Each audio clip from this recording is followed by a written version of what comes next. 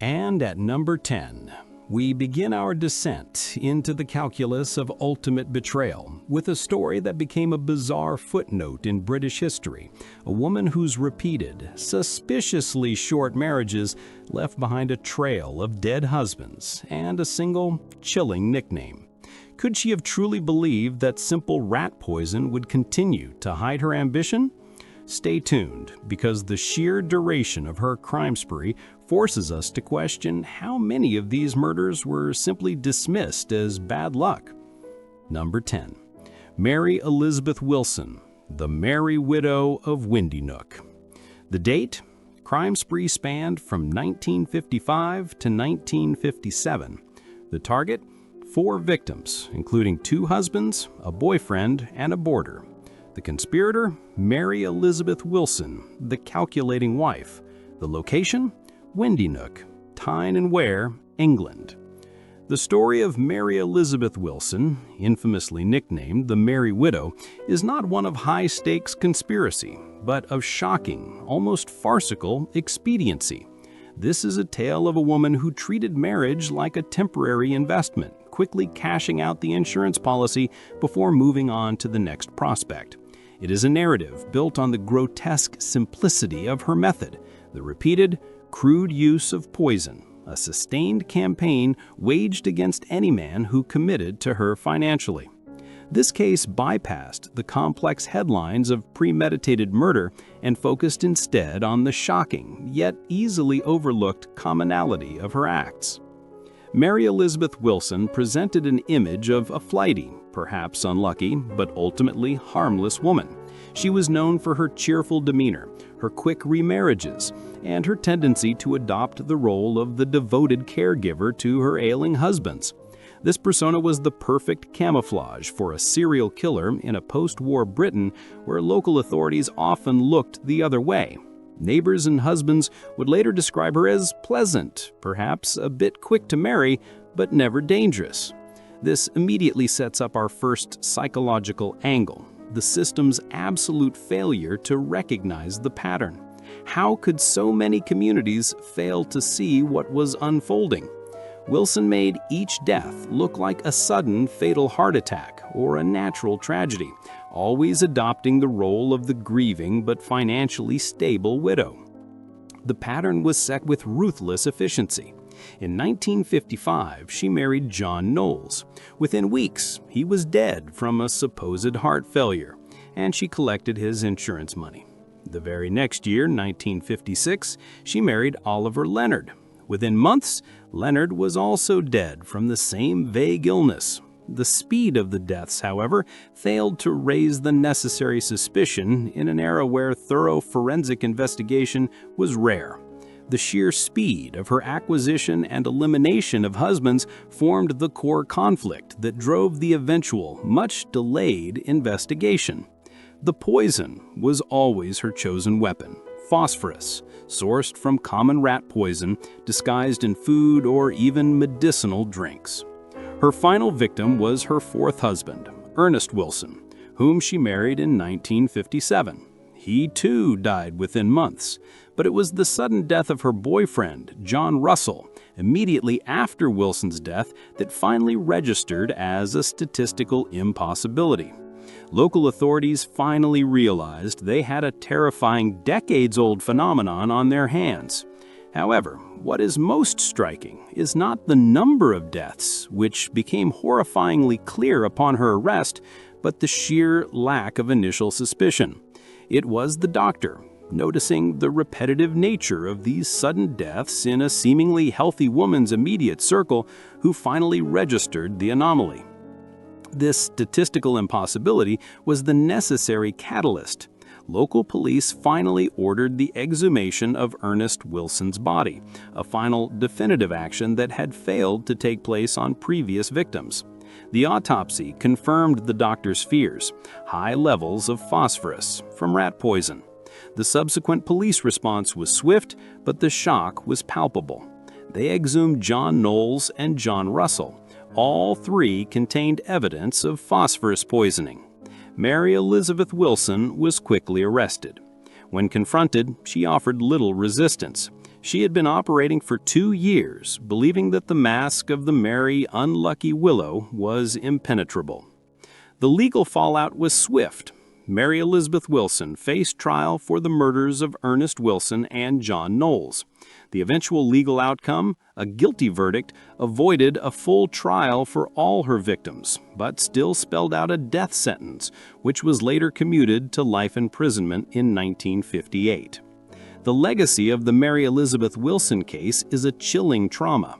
The physical horror inflicted by the poison and the psychological horror of a system that let her continue her reign of terror for so long, shielded by the authority of her age and her seemingly benign persona.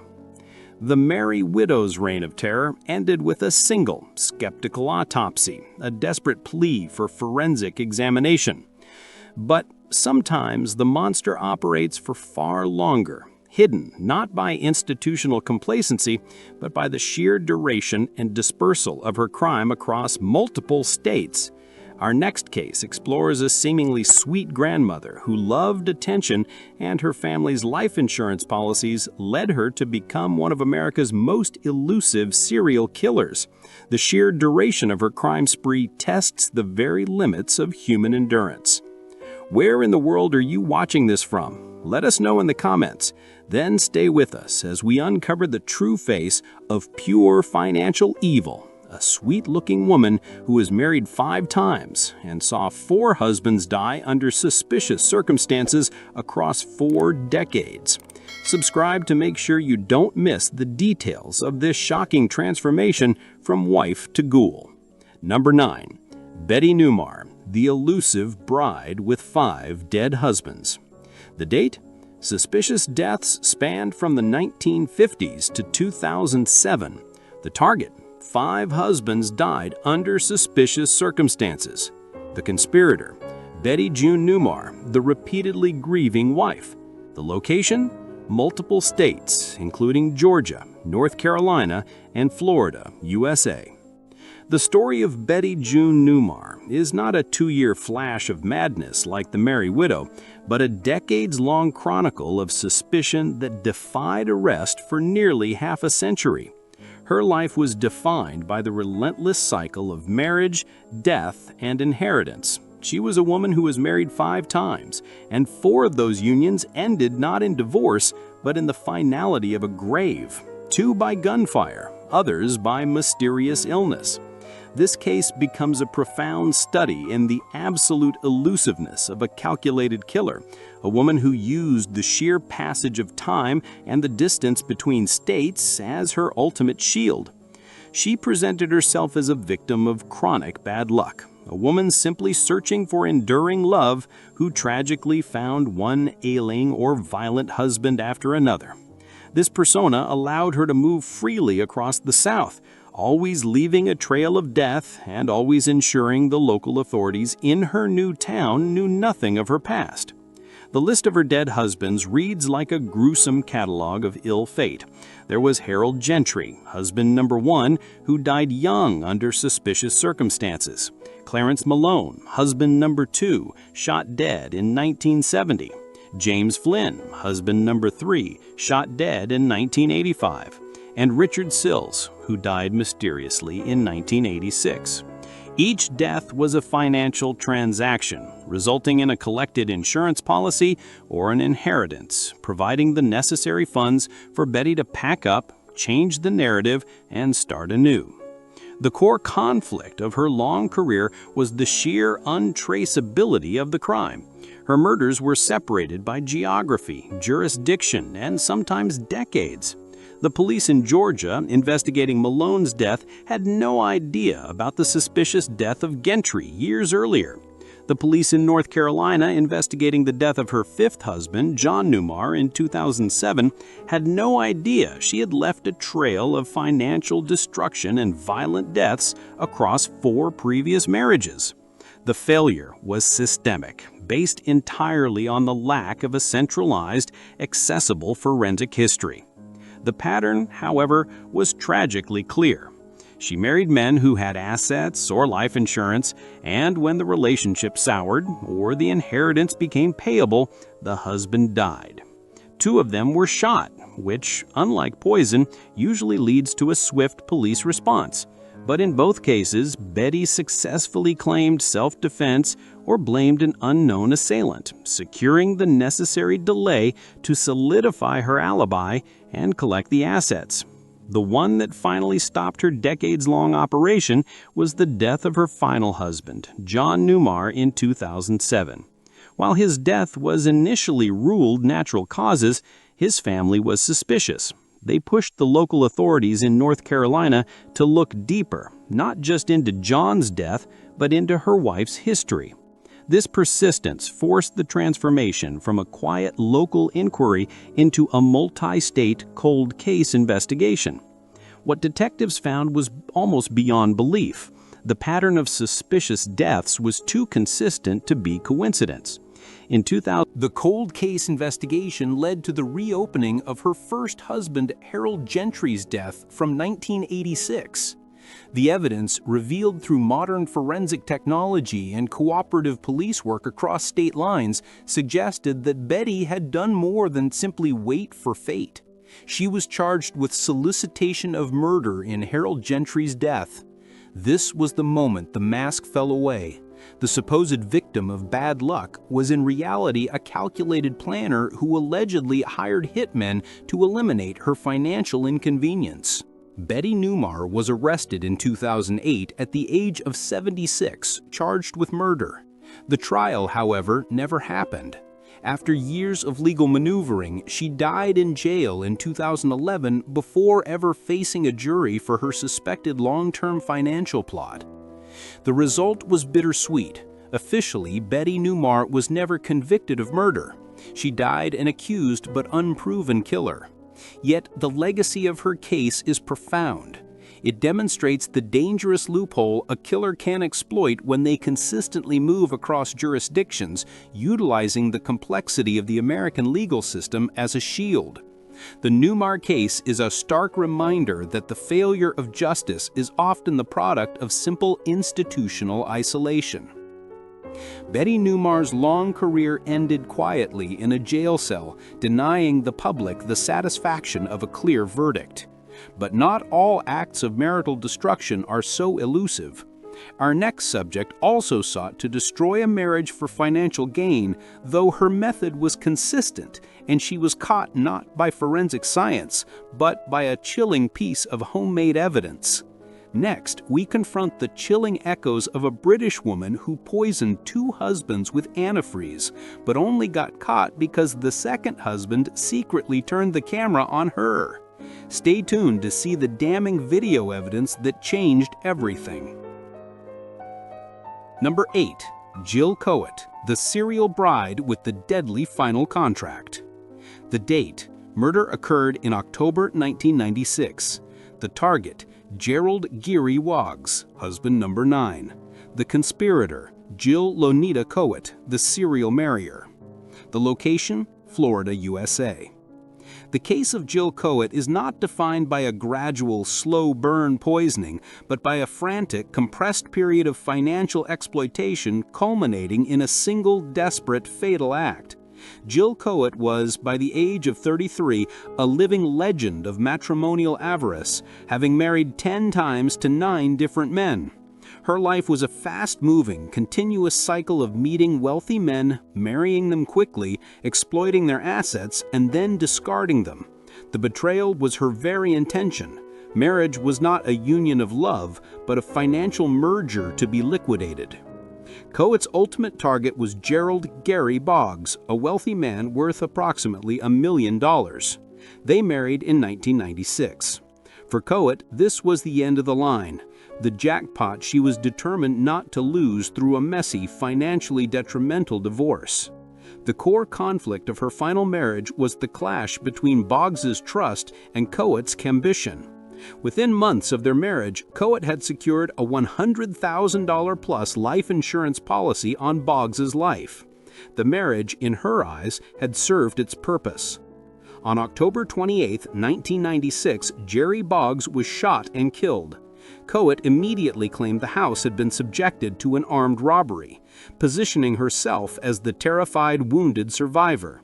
The narrative was simple: a random act of violence targeting a wealthy man. This was the initial shield Coit used to divert attention, a narrative she had likely practiced in her mind for years. But the police found her story suspiciously thin. The crime scene was messy, but the details didn't align with a professional robbery. Detectives, now operating with modern centralized databases, began to look into the supposed grieving widow's background. The path that unraveled her story was not the gun, but the paper trail. Investigators quickly discovered her history: the 9 previous husbands, the financial instability, and the clear pattern of marrying men for their money. This history transformed her from a grieving widow into a prime suspect. The insurance policies recently taken out provided the perfect clear-cut motive. The transformation from victim to perpetrator was driven by the discovery of a critical fact: the crime scene had been deliberately staged. The evidence suggested the husband was killed first and the robbery staged afterwards to cover the motive. This was not a random act of chaos. This was calculated murder to facilitate a financial payout. The subsequent trial became a fierce battle between the defense's portrayal of Coit as a woman repeatedly victimized by bad relationships and the prosecution's relentless focus on her financial history.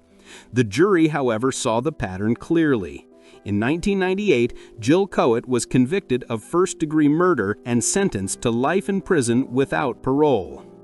The result was a final, devastating stop to a woman whose life had become a continuous, mobile plot of financial exploitation. The legacy of Jill Coit is a stark reminder that when marriage is treated as a revolving door investment, the cost of the final divorce can be paid in blood. Jill Coit's trail of exploited husbands finally led her to a concrete cell. But sometimes the conspiracy to destroy a family is not about decades of serial marriage, but about a sudden, desperate maneuver to realign one's life. Our next story involves a killer who used the classic poison, Antifreeze, but whose operation was betrayed by her own husband's desperate attempt to save his life. Subscribe and stay tuned for the chilling case of Dena Thompson, who was caught on film in the act of poison. Number 7. Sharon Kinne, the killer bride who vanished. The date: murder occurred spanning 1960 to 1964. The target: James Kinne, husband; Patricia Jones, alleged mistress; Francisco Ordonez, boyfriend. The conspirator: Sharon Elizabeth Kinne, the gun-wielding fugitive. The location: Kansas City, Missouri, USA, and Mexico City, Mexico. The case of Sharon Kinne is an absolute rupture in the narrative of the quiet and secretive poisoner. Her story is one of sheer, reckless violence, where the primary weapon was a .22 caliber pistol, and the motive was a frantic, chaotic pursuit of insurance money and freedom from her responsibilities. She is the anomaly on this list, the only wife who successfully shot her way across borders and managed to evade justice for decades. In 1960, Sharon Kinne, a young mother, was married to James Kinne. The marriage was short-lived as Sharon reportedly had multiple affairs. The core conflict of her life was simple. She wanted out of the marriage, but she also wanted the financial benefits of her husband's death. She took out a life insurance policy on James worth $35,000, a massive sum at the time, equivalent to over $350,000 today. On March 19, 1960, James Kinne was found dead in his Kansas City home. Sharon's story was incredible. She claimed her 2-year-old daughter had accidentally shot her father with a heavy .22 caliber pistol. The audacity of this claim, blaming a toddler, was the initial shield she used to buy time. But the insurance company was immediately suspicious and began an investigation, demonstrating a level of due diligence the police initially lacked. The transformation began 6 months later. In September 1960, Patricia Jones, James's alleged mistress, was found shot and killed. Sharon was immediately arrested. The police now realized they had a chaotic, violent killer on their hands. The trial for the murder of Patricia Jones was prolonged and messy. Sharon's defense was highly effective, capitalizing on procedural errors and a lack of direct evidence. The result were 2 mistrials. The charges were eventually dropped, and Sharon, who the police now knew was a violent opportunist, was free. Her story became globally infamous in 1964. Having faced 2 trials and walked free, Sharon Kinne realized the American legal system was closing in. She fled to Mexico. There, she quickly became entangled with a Mexican radio announcer, Francisco Ordonez. On September 18, 1964, Ordonez was shot and killed in a Mexico City motel. Once again, Sharon was arrested.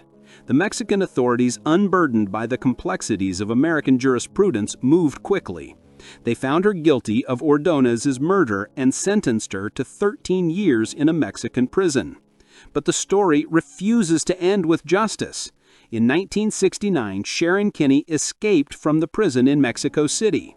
She was recaptured, but the taste of freedom was too strong. She escaped again, and this time she vanished completely.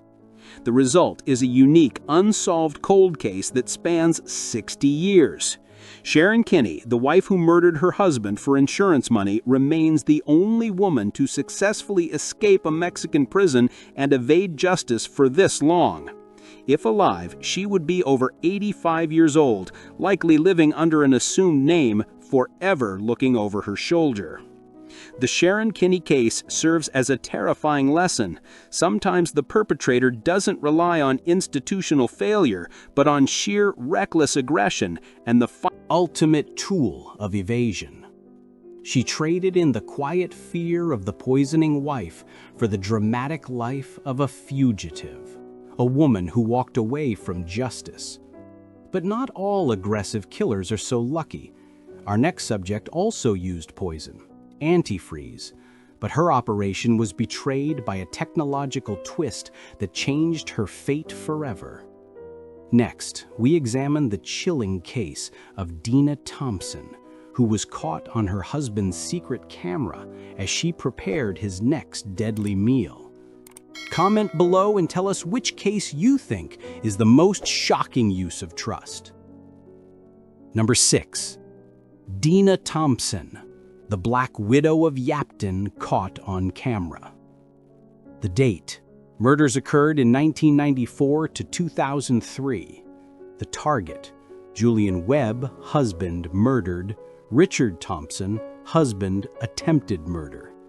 The conspirator: Dena Thompson, the serial poisoner. The location: West Sussex, England, UK.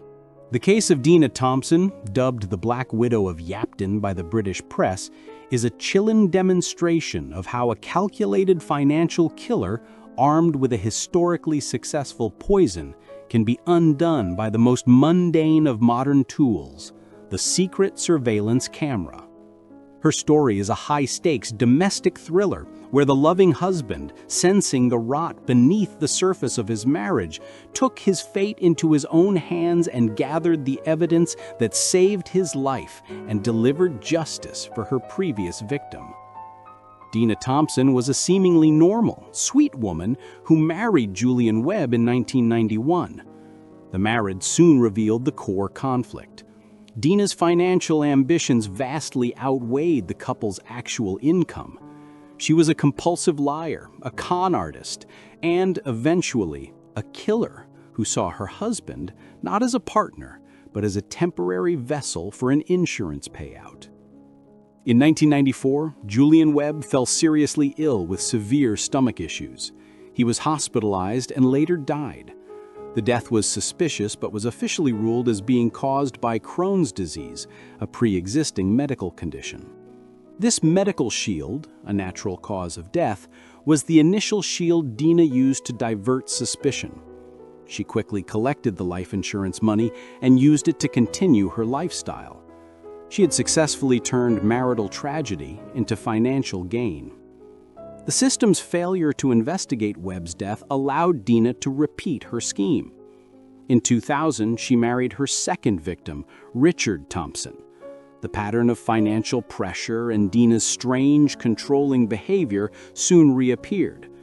By 2003, Richard Thompson began to suffer the exact same symptoms as Dena's first husband, Julian Webb. He was perpetually ill, weak, and constantly vomiting. But Richard was a sharp man, and the unsettling pattern of coincidence, the exact same mysterious illness that killed his wife's first husband, turned his fear into paralyzing suspicion. This suspicion was the crucial loop that drove the transformation. Richard began to suspect that Dena was slowly poisoning him. He noticed that his symptoms worsened only after eating meals prepared by her or drinking certain beverages she offered him. But how could he prove it? How could he gather evidence against the person who slept beside him every night? In an act of desperate, life-saving measure, Richard Thompson installed a secret video camera. The results shown in court were devastating and conclusive. The footage showed Dena Thompson, the devoted wife and caregiver, tampering with his food and drink. The poison of choice? Antifreeze, ethylene glycol, which he used because it is difficult to trace and causes symptoms easily mistaken for gastrointestinal illness. This secret videotape was the final, irreversible transformation of the narrative. It turned a cold case of natural causes into a slam-dunk case of murder. Police were immediately called. The investigation quickly exhumed Julian Webb's body, and subsequent toxicology tests confirmed high levels of antifreeze. Dena had killed her first husband and was actively trying to kill her second. The legal fallout was swift. Dena Thompson was convicted of murdering Julian Webb and attempting to murder Richard Thompson. She was sentenced to life imprisonment in 2003. The result was not just justice for two men, it was a profound victory for the investigative persistence of a terrified victim. The legacy of the Dena Thompson case is a vital warning.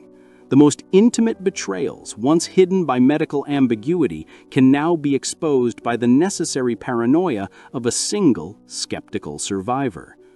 Technology, in this case, exposed the hidden evil that traditional policing missed. Dena Thompson's scheme was undone by a lens focused on her kitchen. But sometimes, the financial betrayal is so methodical and widespread that it requires a far larger net to catch the killer. Our next subject also used antifreeze twice and also successfully claimed her first husband's death was natural. This chilling case proved that overlooking patterns creates the ultimate financial danger. Next, we examine the horrific history of Lynn Turner, antifreeze killer number 2, and the skeptical mother who refused to accept the final diagnosis. Number 5. Lynn Turner, the antifreeze killer who loved a life insurance policy. The date: murders occurred in 1995 and 2001. The target: Glenn Turner, husband; Randy Thompson, boyfriend/fiancé. The conspirator: Julia Lynn Woman Turner, the calculating wife. The location: Cobb County, Georgia, USA. The case of Lynn Turner is a chilling modern narrative of pattern recognition, a failure by multiple jurisdictions to connect two identical financially motivated murders. Like Dena Thompson, Turner used the insidious method of antifreeze poisoning and successfully claimed her first husband's death was natural. Her career as a killer was shielded by the very ambiguity of the poison's symptoms, allowing her to repeat the transaction years later. In 1995, Lynn was married to Glenn Turner. The marriage was short, and by 1995, Glenn died suddenly. His death was initially ruled natural causes, specifically heart arrhythmia. This ruling provided Lynn with the initial shield she needed and allowed her to collect the $153,000 life insurance payout. She quickly remarried, securing her financial position, only to divorce her second husband shortly after. The core conflict began in 1998 when Lynn started dating Randy Thompson, who was ironically Glenn Turner's former colleague and a fellow police officer. Lynn quickly convinced Randy to take out a substantial life insurance policy, exceeding $100,000. The pattern of marry, insure, kill was now on its second iteration. In January 2001, Randy Thompson died suddenly, exhibiting the same mysterious flu-like symptoms that had plagued Glenn years earlier. This was the moment the medical community and the authorities should have connected the dots, but they failed. The force that broke the case open was not a detective, but a mother's instinct. Juanita Thompson, Randy Thompson's mother, refused to accept the official natural causes explanation. She knew the death was too sudden, too similar to Lynn's first husband, and she began to push the local authorities relentlessly for a toxicology test. Her relentless demand for forensic clarity was the essential transformation. The toxicology tests confirmed her worst fears. Randy Thompson was poisoned with ethylene glycol, antifreeze. Lynn, like other antifreeze killers, had mixed the sweet substance into Jell-O and Gatorade to mask the bitter taste, exploiting his trust in a comforting meal. This definitive proof that Randy's death was murder immediately focused investigation on Glenn's death 6 years earlier. Glenn Turner's body was exhumed. The results were shocking. Glenn, too, had high levels of antifreeze in his system. Lynn Turner's defense argued coincidence and contamination, but the clear financial motive, the 2 life insurance policies, and the identical rare method of poisoning were overwhelming. She had successfully concealed her crimes for 6 years because the system failed to connect the financial history of the wife with the medical mystery of the husband. The legal fallout was drawn out but absolute. In 2004, Lynn Turner was convicted of murdering Randy Thompson. In 2007, she was convicted of murdering Glenn Turner. She was sentenced to 2 consecutive life sentences. The result was a grim victory for persistence. The Lynn Turner case serves as a permanent lesson in forensic accountability. It proved that a pattern of financial gain and unusual death, even separated by years and diagnoses, must be aggressively pursued. Lynn Turner died in prison in 2000. But not all women who kill for insurance money are content with slow poison. Our next subject also used poison, but combined it with drowning and attempted car bombing. She earned the ultimate penalty for her betrayal, a final reckoning in the electric chair. Stay tuned as we examine the ruthless, methodical malice of Judias Buenoano, the executed Black Widow. Number 4. Judias Buenoano, the executed Black Widow. Arsenic, drowning, and car bombs. The date. Murders spanned from 1971 to 1980. Attempted murder in 1983. The target. James Goodyear, husband, Michael Buenoano, son, Bobby Joe Morris, boyfriend, John Gentry, fiancé, survived. The conspirator, Judias Welty Judy Buenoano, the ruthless manipulator. The location, Florida, USA. The story of Judias Buenoano is one of cold-blooded, repeated financial destruction carried out against nearly every man and even her own son who came into her life. Dubbed the Black Widow by the media, her ambition was not content with one clean insurance payout. It required a continuous 3-decade campaign of violence, exploiting both the ambiguity of poison and the brutality of direct violence. Judias Buenoano's life was a continuous series of relationships, each one ending in a payout. In 1971, her husband, James Goodyear, died. His death was officially ruled from heart failure. Judy collected $90,000 in life insurance. This was the initial shield that established her pattern and masked her initial use of poison. The pattern repeated in 1978 when her boyfriend Bobby Joe Morris died in Colorado. She collected insurance money and moved on. The financial motive was always clear, but the cause of death was always ambiguous.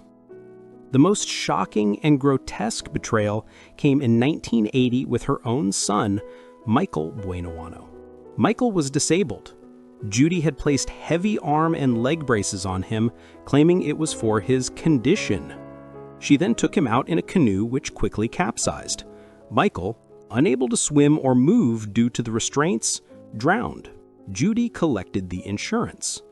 This act, killing her own dependent son for a mere $20,000 to $125,000, was the ultimate familial sacrifice to the altar of greed.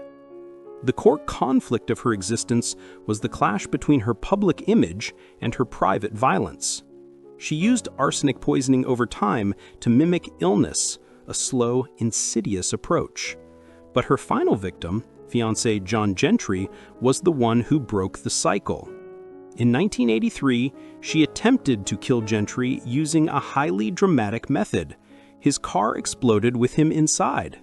Gentry survived, but the attempt, which was too obvious to be accidental, was the crucial loop that finally broke the narrative of bad luck. Gentry immediately became suspicious and recalled that Judy had been giving him vitamins that had made him sick. This led to the investigation that caused the transformation. Tests on Gentry confirmed arsenic. The bodies of James Goodyear and Bobby Morris were exhumed. Both contained arsenic. The medical ambiguity was gone. The pattern was violently clear. Judias Buenoano was a serial financial killer. Buenoano was convicted of the murders of James Goodyear and Michael Buenoano in separate trials between 1985 and 1988. Given the ruthlessness of her methods and the premeditated nature of her attacks, she was sentenced to death. The result was the ultimate reckoning for a financial killer. On March 30th, 1998, Judias Buenoano was executed by electric chair at Florida State Prison. She was the first woman executed in Florida in 150 years. Her last words were a refusal to speak, a final silent admission of her cold malice. The legacy of the Judias Buenoano case is a grim reminder that when financial greed reaches absolute, murderous heights, the legal system will, eventually, mete out the ultimate, final punishment. She proved that there is a lethal intersection between the silent killer of poison and the brute force of a bomb. Buenoano paid the ultimate price for her financial ambitions. But not all women who kill their husbands are driven by the search for the next payout. Our next subject was driven by a deep-seated, chronic dissatisfaction and the quest for true romance, a quest she pursued across 5 marriages, leaving a trail of poison and family members.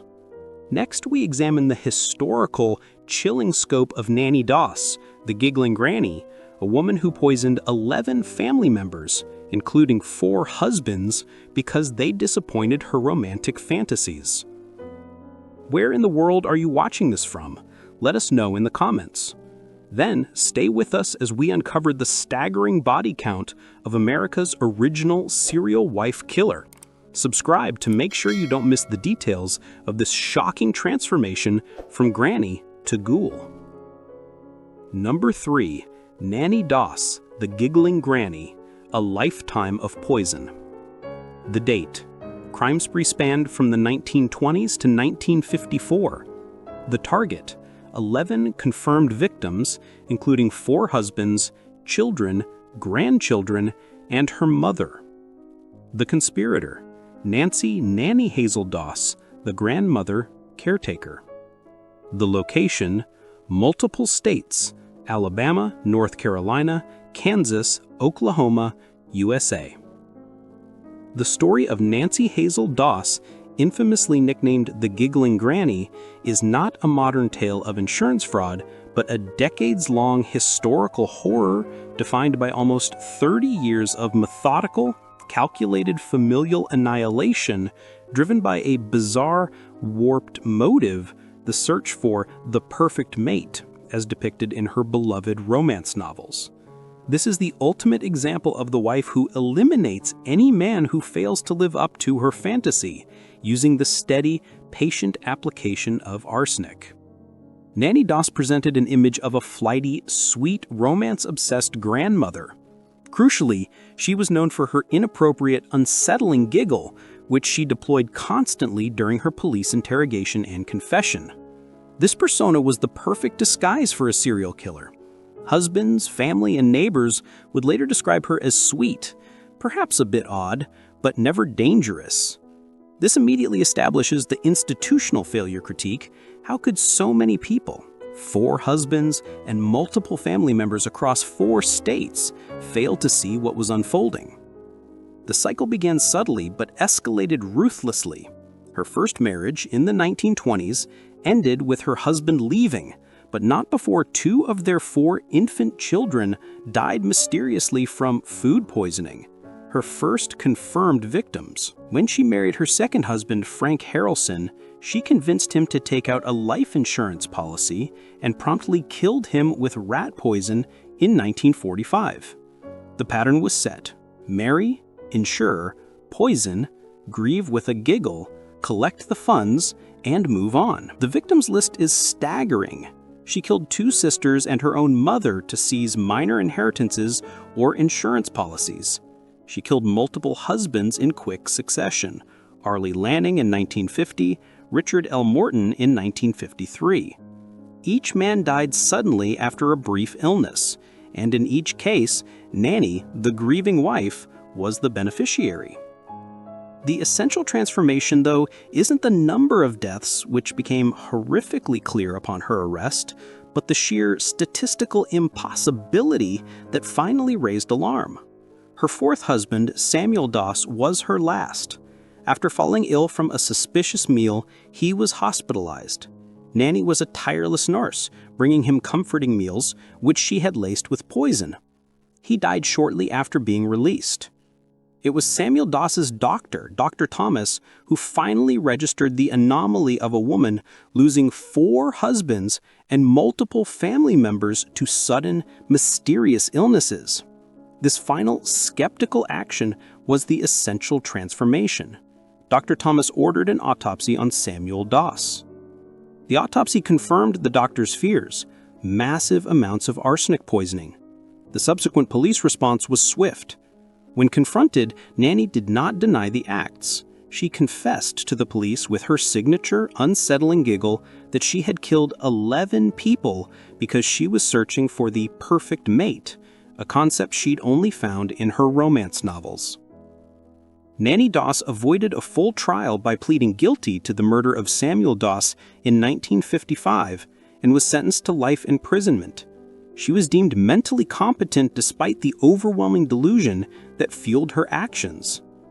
The result was the imprisonment of one of America's most prolific female serial killers. The legacy of the Nannie Doss case is a dual trauma: the physical horror inflicted by the poison and the psychological horror of a system that let her continue her reign of terror for so long, shielded by the authority of her age and her maternal persona. Nannie Doss's reign of terror ended with a single skeptical doctor. But not all familial destruction is so swift. Our next subject also favored arsenic, but her operation was so subtle, so slow, that she systematically poisoned multiple family members, including her own father, over nearly 2 decades before she was caught. Next, we examine the horrific, slow-burn malice of Blanche Taylor Moore, the arsenic cake killer. Number 2. Blanche Taylor Moore, the arsenic cake killer, a decades-long betrayal. The date: murders spanned from 1966 to 1989. The target: James Taylor, first husband; Raymond Reed, boyfriend; multiple family members suspected. The conspirator: Blanche Kaiser Taylor Moore, the quiet wife and baker. The location: North Carolina, USA. The case of Blanche Taylor Moore is the ultimate example of the insidious, slow-burn marital betrayal. This is the story of a woman who weaponized the comforts of the domestic kitchen, using the poison of the Borgias, arsenic, mixed into homemade cakes, banana pudding, and other treats. Her crimes were so gradual, so deeply woven into the fabric of her family's life that she operated undetected for over 2 decades, exploiting the fact that the symptoms of slow arsenic poisoning mimic common chronic illness. Blanche Moore presented the image of a devoted, traditional Southern woman. The core conflict of her existence was a massive contradiction. A seemingly virtuous churchgoer who is in reality driven by a profound need to eliminate obstacles and collect financial rewards. The poisonings began as early as the late 1960s. Her first husband, James Taylor, became slowly, chronically ill. After years of mysterious suffering, he died in 1973. While his death was initially viewed as natural, Blanche benefited financially, collecting insurance money. This initial success provided the confidence for her long career. Evidence suggests she may have poisoned her own father and mother-in-law during this period. The crucial pattern was established. The target would become inexplicably sick, suffering for months or years, and then die, allowing Blanche to collect the insurance or inheritance. The sheer duration of the suffering was the initial shield. Who would suspect long-term illness was a deliberate 2-decade murder plot? The loop that finally unraveled her story came with her new life. By 1989, Blanche was dating Reverend Dwight Moore. She was also involved with her longtime boyfriend, Raymond Reed. Reed suddenly became hospitalized with severe, suspicious symptoms and died after months of suffering. Then, Dwight Moore, the man she was set to marry next, also became hospitalized with similar, mysterious symptoms. This immediate, repeated pattern targeting 2 men in her life simultaneously finally raised the necessary alarm within the medical community. The medical community's skepticism was the necessary transformation. Doctors at the hospital, suspicious of the sudden pattern of illness, tested Dwight Moore. The results were immediate and devastating: massive levels of arsenic. Raymond Reed's body was quickly exhumed. The finding was conclusive. Reed was killed by a lethal dose of arsenic. The slow burn illusion of chronic illness was shattered. The sweet food Blanche had prepared for her victims was in reality a systematic delivery vehicle for a deadly metal. The legal fallout was absolute. Blanche Taylor Moore was arrested and charged with murder. In November 1990, she was convicted of murdering Raymond Reed. Given the overwhelming evidence of calculated malice and systematic poisoning, she was sentenced to death. The result is that Blanche Taylor Moore is currently one of the longest-serving inmates on death row in North Carolina. Her final legal reckoning, a multi-decade appeal process, is the final, desperate act of a killer who used time as her weapon. The legacy of the Blanche Taylor Moore case is a chilling reminder of the ultimate domestic betrayal. The food you eat, the comfort you accept, can be the very means of your destruction. It forced forensic scientists to confront the fact that slow, sublethal poisoning can be hidden for decades. Blanche Moore will die in prison, the final consequence of her poisoned cakes. But the theme of betrayal is universal. Our final case involves a modern wife who used the same poison, antifreeze, but whose elaborate staging, which included framing her own daughter, led to the final catastrophic breakdown of trust. Next, we examine the shocking, definitive story of Stacey Castor, the ultimate Black Widow. Number 1. Stacey Castor, the ultimate betrayal, the Black Widow antifreeze killer. The date: murders occurred in 2000 and 2005, attempted murder in 2007.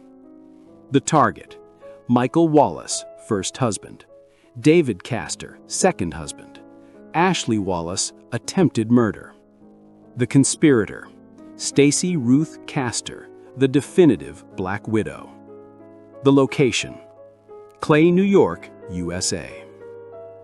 The case of Stacey Castor is the ultimate catastrophic closure to this countdown, representing the most profound, systematic betrayal of both marital and parental trust in modern history. This story encompasses the calculated financial motive, the insidious use of poison, the systematic elimination of multiple husbands, and the final, unthinkable act, framing her own daughter for all the crimes. The facts are starkly simple, yet drenched in context. In August 2000, Stacey Castor's first husband, Michael Wallace, died. His death was quickly ruled a natural heart attack. This provided Stacey with the initial shield and allowed her to collect the first substantial life insurance payout. Stacey, now a widow, remarried in 2003 to David Castor. The core conflict was simple. Stacey was driven by a need for money and control, viewing her new husband as the next financial obstacle. Exactly 5 years after her first husband's death, August 22, 2005, David Castor was found dead at their home. Like the Lynn Turner case, the sheer coincidence was shocking. His death was quickly linked to an apparent suicide. However, David's family and the authorities were skeptical, especially given the death of her first husband exactly 5 years prior. The case was broken open by the autopsy. David Castor's body revealed he was poisoned with antifreeze, ethylene glycol. Stacey had laced his drinks. The illusion of suicide was shattered. The focus shifted immediately to Stacey, the common link in two mysterious deaths. The transformation in the narrative was driven by a horrific, desperate escalation. Realizing she was the prime suspect in a double murder, Stacey devised a final, truly monstrous plot to divert suspicion. In September 2007, Stacey's daughter, Ashley Wallace, was found unconscious after an apparent suicide attempt. Beside her was a suicide note confessing to killing both her father, Michael Wallace, and her stepfather, David Castor. Stacey had poisoned her own daughter with antifreeze and, believing she was dying, forged a suicide note in Ashley's handwriting that confessed to the murders. This was the ultimate, calculated act of familial sacrifice, a mother attempting to pin two murders on her child to save herself and cash out the remaining insurance. But the plan failed. Ashley survived. She testified that her mother had given her drinks that made her sick. Handwriting experts confirmed the note was written while Ashley was unconscious. The truth was devastatingly clear. Michael Wallace's body was exhumed and high levels of antifreeze were found in his system. The legal fallout was swift and total. In 2009, Stacey Castor was convicted of the second-degree murder of David Castor, the attempted second-degree murder of her daughter Ashley, and forgery for the suicide note. She was sentenced to 51 years to life in prison. The result is justice for two men and the saving of a daughter's life and liberty. The legacy of the Stacey Castor case is a permanent lesson in the utter depths of human depravity. It proved that financial greed, once unleashed, has no moral limit, not even the life of one's own child. Stacey Castor died in prison in 2016, the definitive Black Widow confined to a cell for her unspeakable crimes. Next, we take a necessary detour for a truly extraordinary international case that highlights the universal financial horror of this betrayal. This is the honorable mention that shocked a nation known for its low crime rate, proving that calculated greed respects no borders or age limits. Honorable mention: Chisako Kakehi, the Black Widow of Kyoto. The date: murders spanned from 1994 to 2013. The target: 4 confirmed dead, 3 husbands and a boyfriend. The conspirator: Chisako Kakehi, the elderly hunter. The location: Kyoto and Osaka, Japan. The story of Chisako Kakehi, widely known in Japan as the Black Widow or the Poison Lady, is the chilling, modern evolution of the serial financial killer. Her life was a 20-decade-long campaign of calculated elimination, not against young men, but against elderly, wealthy widowers whom she met through dating agencies specifically tailored for seniors. The sheer scale of her financial gain, estimated at nearly 1 billion yen, or 10 million USD, demonstrates a level of cold, industrial malice unmatched by most on this list. Kakehi's pattern was established early. From the 1970s onward, she was married or dated multiple elderly, affluent men who all ended up dying mysteriously. She exploited the common perception in Japan that elderly women are harmless grandmothers, making her the perfect predator. Her core conflict was turning the loneliness and vulnerability of aging, wealthy men into a highly profitable, self-sustaining business model for murder. She would hunt her victims through dating agencies, specifically seeking out men with assets and life insurance, keeping detailed, meticulous records of her victims' finances. She would marry them quickly, then kill them within months to claim the insurance and inheritance. She was in essence an elderly financial assassin operating in plain sight. The killing spree accelerated dramatically between 2007 and 2013.